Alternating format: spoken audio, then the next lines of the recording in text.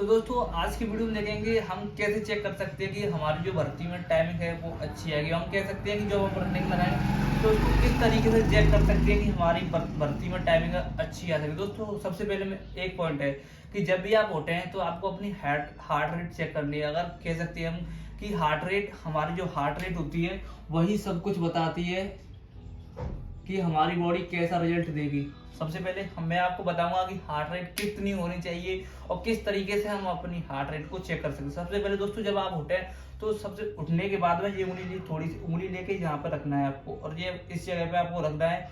तो आपको अपनी हार्ट रेट चेक करनी है। कह सकते हैं कि आपको 6 सेकंड के लिए 6 सेकंड के लिए आपको हार्ट रेट चेक करनी है। हार्ट रेट अगर आप चेक करोगे, सबसे पहले हार्ट रेट आपने चेक की, इससे हार्ट रेट से क्या होगा, हार्ट रेट से ही हमारी जो बॉडी है उसकी परफॉर्मेंस पता चल सकती है कि कितनी हमारी बॉडी में ताकत है और कितना हम अच्छी परफॉर्मेंस लाएंगे और कितना नहीं लाएंगे। तो आपने देखा होगा, बहुत से कोचों को भी देखा होगा कि वो इस जगह से चेक करते हैं, यहाँ से कुछ, यहाँ से चेक करते हैं, कुछ यहाँ से चेक करते हैं, कुछ यहाँ से। इसको चेक करने की बहुत अलग अलग तरीके, लेकिन एक इफेक्टिव तरीका है जो मैं आपको बता देता हूँ। सबसे पहले हार्ट रेट आपको कैसे चेक करनी है, जब आप उठे, सब उठने के बाद में ही आपको ये लिया स्टॉप वॉच ली, पहले ये करके एक उंगली रख के एक हाथ स्टॉप वॉच चालू करके ये आपको चेक करना है। 6 सेकंड के लिए आपको काउंट करना है। 6 सेकंड में सपोज करिए 6 सेकंड में आपके आया 11 बार आपका जो हार्ट आया वो आया, तो 11 मल्टी आपको 10 करना है तो आपका आंसर आएगा 110। यही करना है आपको।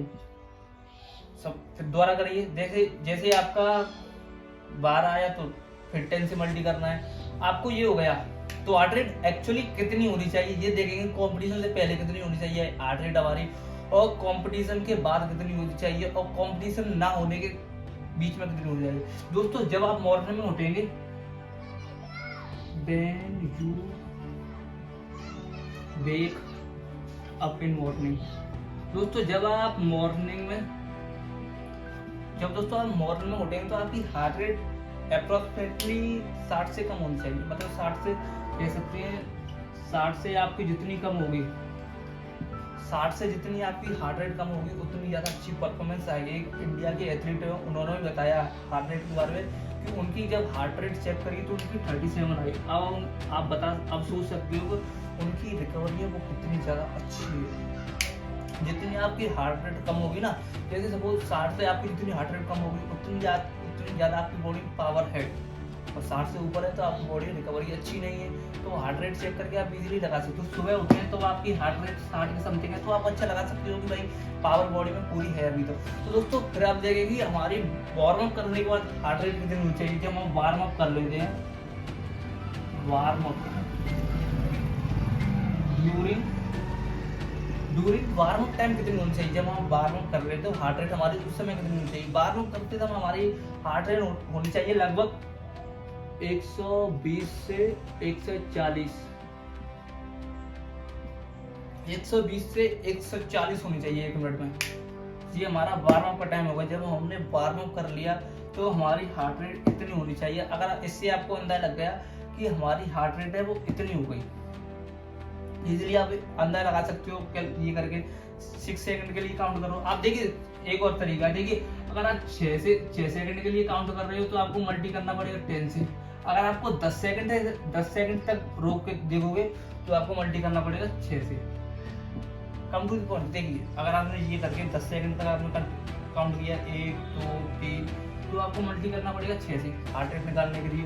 तो आपने 6 सेकंड के किया तो 6 सेकंड के लिए काउंट किया, जैसे 1 2 3 6 सेकंड तक काउंट किया आपने 6 सेकंड, तो 10 से मल्टी करना पड़ेगा। जो भी आपकी हार्ट रेट आई वही आपकी एक्चुअली रिकवरी बताएगी।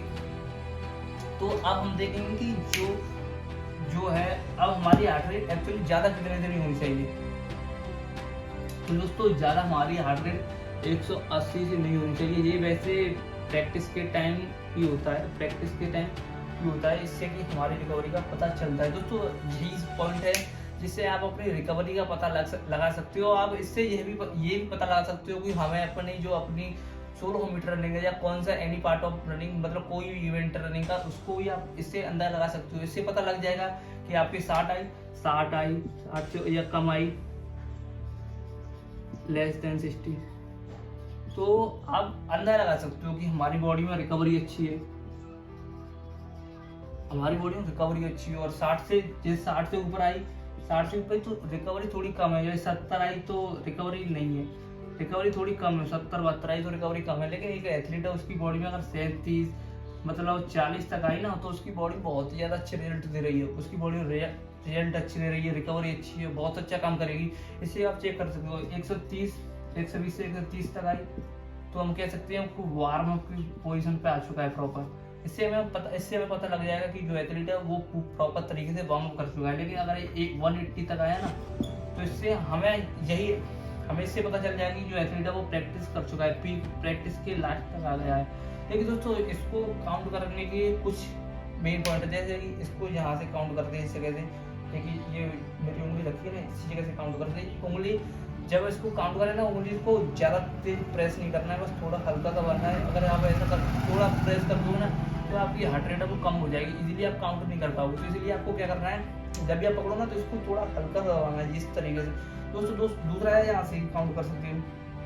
तीसरा है यहाँ से, कुछ यहाँ से, तो इसको छोड़िए, कुछ पॉइंट आप यहीं से काउंट कर लिए, इजीली आप अपनी परफॉर्मेंस के बारे में जान सकते हो। दोस्तों मुझे आशा है कि वीडियो आपको अच्छी लगी तो चैनल को जरूर सब्सक्राइब करें। तब तक के लिए धन्यवाद। मैं आपका दोस्त लक्ष्मण ठाकुर।